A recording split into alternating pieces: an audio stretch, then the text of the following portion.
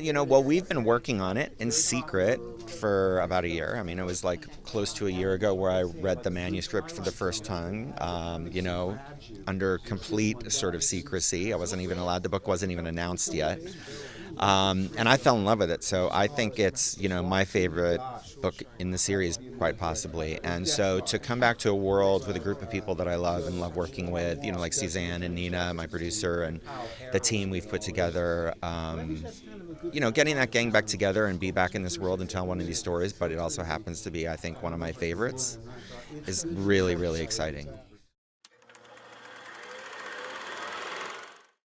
I just think that it's the kind of story that at its core is an emotional journey. I think it being about Hamish, a young Hamish, he's a character that we can all get behind and empathize with really quickly.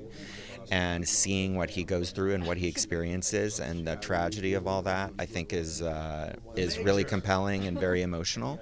But also, this is one because we're in an era within the world where the technology is raised up again and the arena is kind of ratcheted up again, and so the sort of scope and the scale, you know.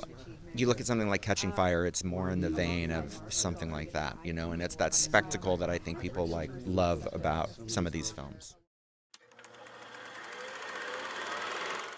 I mean, I think, look, what was fascinating was, Suzanne always writes from theme first and had a theme for the last book and wanted to write a story and wrote about an antagonist. And there was, a little bit of backlash originally. And then people came and they still loved the series and they came and they wanted to see an origin story about the antagonist of the series and they fell for it. But what they really want is to see sort of some of the fan favorite characters. And I think this is one of these books and stories where you get to see a character we all love that's one of the icons of these movies, and to see what they've gone through and to see how it ties into not just the original series but also the last movie. So it's this great sort of puzzle piece for everything.